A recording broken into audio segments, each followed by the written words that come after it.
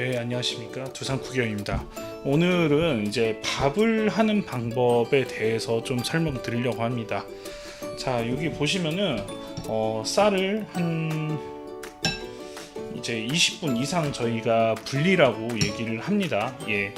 이 불리는 정도나 이런 부분들을 어떻게 설명할 수 있냐면요.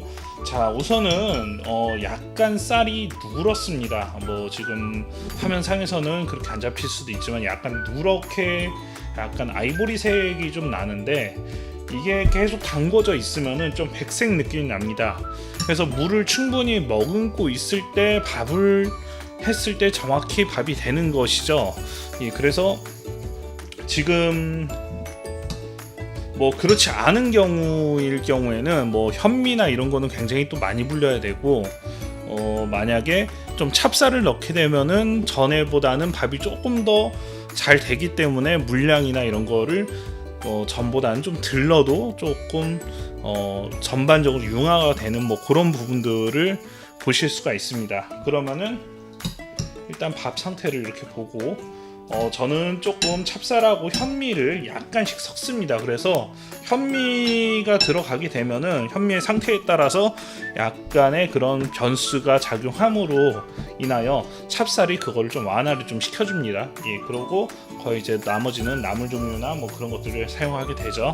자, 그 다음에 계량컵이 있습니다. 예, 계량컵이 이렇게 돼 있어서 지금 여기 120ml, 160ml 이게 1인분, 2인분을 뜻합니다. 예. 그래서 이 상태에서 일단은 얘로 한 컵을 이게 1인분입니다. 이게 한 컵을 딱 떠서 이렇게 싹 긁었을 때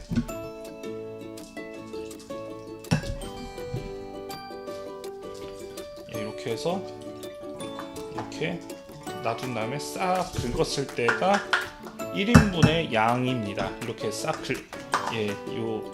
이 물을 뜨는 컵으로 싹 긁었을 때 이게 1인분의 양입니다.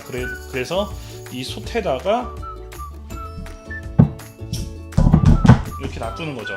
충분히 불었을 때요. 불었을 때 약간은 백색의 그런 느낌이 났을 때 과정을 말씀드리고 싶고요. 예, 물을 좀 떠가 보겠습니다.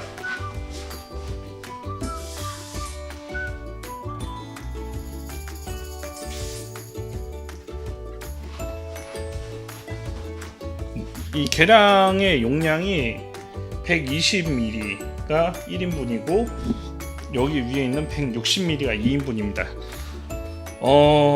기본적으로 이제 고객분들이 이제 조금 오해를 하시는 부분이 이제 120ml가 이제 밥을 이제 1인분 할 때 그 양인데 밥을 조금 더 할 때는 이 안에서 조금 더 많이 들어가면 되는 것이기 때문에 그렇게 큰 차이가 있지 않습니다. 그리고 그 다음으로 제가 설명드릴 것은 자, 여기서 보시면은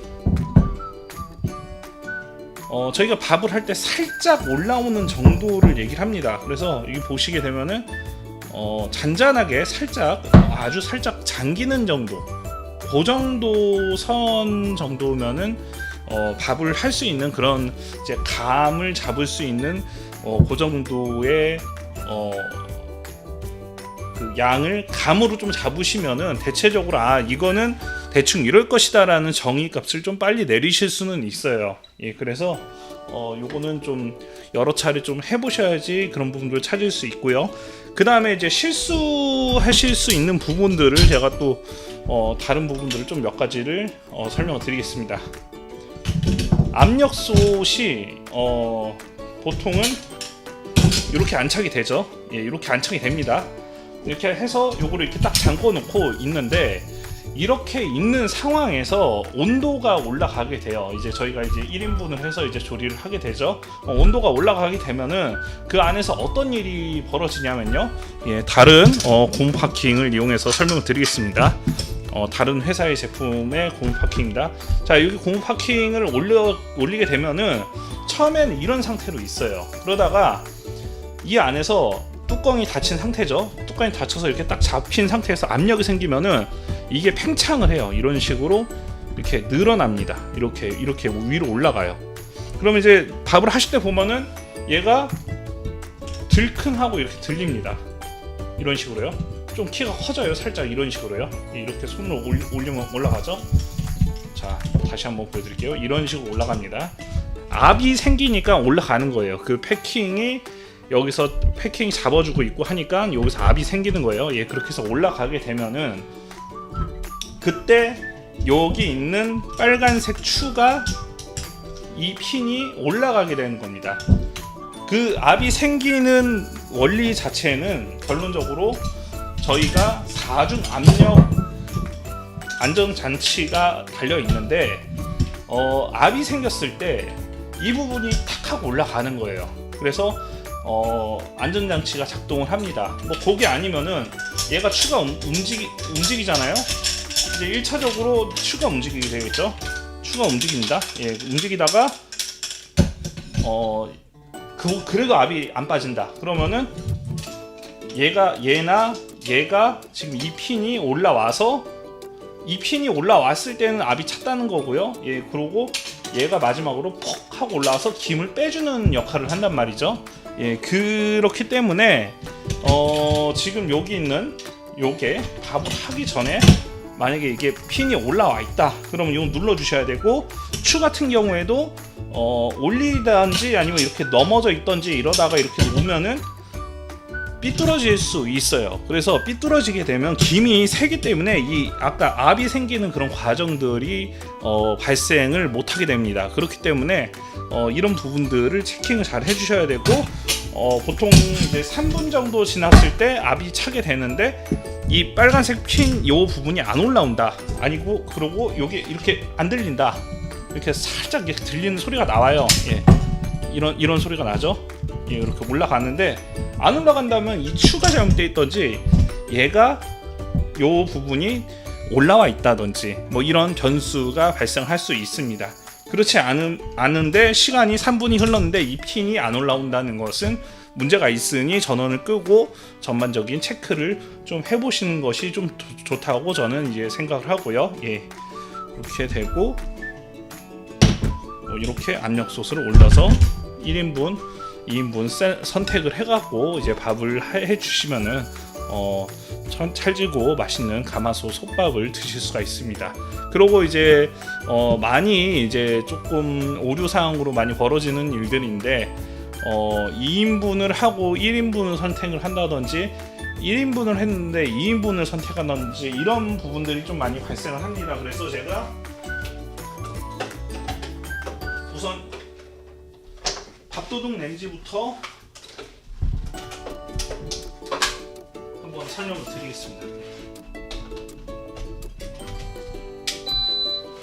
밥도둑 렌지 같은 경우에는 이쪽에 전원이 있습니다. 전원을 눌러주고요. 여기서 인분 선택을 지금 깜빡깜빡 있는 게 인분 선택이에요. 그냥 바로 취사를 누르면은 이건 1인분을 선택을 하는 겁니다. 예, 1인분 한번 선택해 보겠습니다. 1인분의 활성화가 지금 이렇게 좀 진하게 돼 있죠. 그럼 1인분이 활성화 돼 있는 겁니다. 그리고 여기서 이동을 해주시면 밥의 맛을 정할 수가 있어요. 예, 그리고 취사를 눌러주고 그럼 이렇게 작동을 하게 되시죠. 자, 전원을 꺼주고 다시 한번 해보겠습니다. 전원을 켜주고 이제 2인분을 해보겠습니다. 2인분을 할 때는 위나 아래로 한 번만 이동을 해주시면은 2인분에서 깜빡깜빡 거릴 겁니다. 그러면은 이제 취사 선택을 눌러주게 됩니다. 예, 그리고 원하는 고객님의 맛에 따라 셀렉을 해주시면 됩니다. 그리고 취사를 눌러주시면 돼요. 누룽지 1, 누룽지 2, 누룽지 3, 백미 뭐 이렇게 있죠. 예, 그래서 취사를 눌러주시면 되고요. 만약에 일단 취사를 누르겠습니다. 그러면 일단은 1인분의 시간하고 2인분의 시간은 굉장히 많이 다릅니다. 예, 그래서 한 2분 정도의 갭이 날 거예요. 그 다음에 이제 끓이기 모드를 또 모르시는 부분들이 좀 많아서 끓이기 모드를 한번 다시 설명드릴게요. 끓이기 모드는 1인분, 2인분 상관이 없어요. 일단은요 1인분을 하나 2인분을 하나 상관이 없습니다. 예, 그리고 이동을 해서 끓이기 모드 여기 지금 밑에 위 끓이기 모드가 있죠. 이걸로 이제 취사 눌러주고 나면은 여기에서 지금 시간이 깜빡깜빡 거립니다. 예, 그러면은 요걸 업을 꾹 눌러주고 계시면은 분이 계속 올라갑니다. 최고 맥시멈 20분까지 지금 세팅이 되고요. 이렇게 되고 아래로 누르면은 반대로 되겠죠. 아래로 누르면 이제 시간이 초로 바뀌네요. 예. 그래서 이렇게 20분까지 한 다음에 취사 버튼을 눌러줘도 작동을 합니다.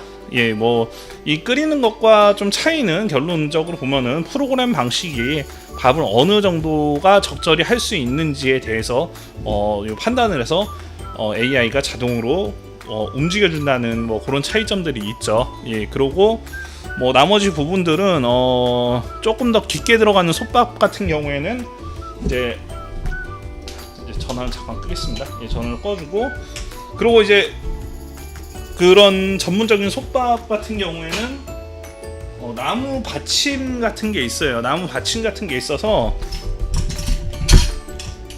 요 위에다가 밥을 해놓고 나무 받침을 올려갖고 어느 정도 뜸을 들여주는 작업이란 말이죠. 그러면은 아까 끓이기 모드나 옵션 상에서 그 뜸 모드가 있는데 그런 걸로 작동을 시켜 주셔서 살짝 그 풍미를 만들어 주시면 됩니다. 예, 그래서 그런 형태로 사용해 주시면 되고요. 그리고 지금 여기서 지금 팬 소리가 지금 나는데 인덕션이 안쪽에서 열이 어느 정도 좀 발생을 하면은 팬이 식혀주게 돼 있어요. 인덕션이라는 기계 자체가 좀 그런 부분을 갖는 부분은 있습니다. 예, 그래서 그렇게 해주시면 되고 나머지 부분들은 뭐 또 그 댓글이나 이런 부분들로 남겨주시면은 제가 성실히 그런 방법론을 좀 찾아서 좀 고객님께서 좀 불편하신 부분들을 해결할 수 있도록 정보를 더 찾아서 답변을 드리도록 하겠습니다. 그러고 그 다음 같은 경우에는 뭐 항상 밥을 할 때 솥밥 같은 걸 주의할 점이 솥이 타면 안 돼요. 지금 이렇게 깨끗한 형태를 유지를 하고 있어야 돼요. 이걸 잘못하게 되면은 뭐 조금 안이 조금 이렇게 깨끗하지 못한 그런 경우들이 있는데 요거는 뭐 식초라든지 사과 껍질이라든지 이런 걸로 처리를 좀 해주셔야 됩니다. 예. 그리고 계속 사용하다 보면은 이제 두 가지로 분류가 됩니다. 이제 요 안에 있는 고무 패킹이 있는데 이 고무 패킹 자체에 좀 세척이나 이런 걸 안 해주고 계속 사용만 한 경우가 있어요. 예, 그럴 경우에 아무래도 오염이 많이 되다 보니까 패킹이 좀 오래 사용할 수가 없어요. 가정에서 사용하실 때는 충분히 오래 사용할 수 있는 건데 그거는 사용자에 따라서 좀 많이 달라지기 때문에 그런 부분들을 좀 세척이나 이런 부분들을 잘 고려하셔야지 되지 않을까 싶습니다. 특히 이제 업소 같은 경우에 많이 하기 때문에 패킹의 손상률이 보통 3개월 정도 그 정도인 곳도 있어요. 그거는 세척이나 관리 이런 거에 따라 좀 틀려져요. 왜 그러면 고무 재질이기 때문에 그런 차이들이 있습니다. 아마 이게 한 PLA급 약간 이런 뭐 특수한 실리콘 그런 정도 급의 실리콘을 알고 있어요. 그래서 세척하고 이런 부분들이 좀 굉장히 좀 중요할 것 같습니다. 어떤 기계에 넣고 자동으로 세척을 하는가 이런 부분들을 말씀드리는 거고요. 그리고 팥 같은 거를 팥이나 약간 특정 압력솥에서 하지 말아야 되는 부분들이 있는데 그런 거를 삶게 되면은 이 압력솥 여기가 막혀서 이런 안전사고 같은 거가 일어날 수 있으니 그런 부분들은 좀 자제를 해서 적당한 선에서 조리를 하시는 것을 권장드리고 싶습니다. 예, 이상입니다.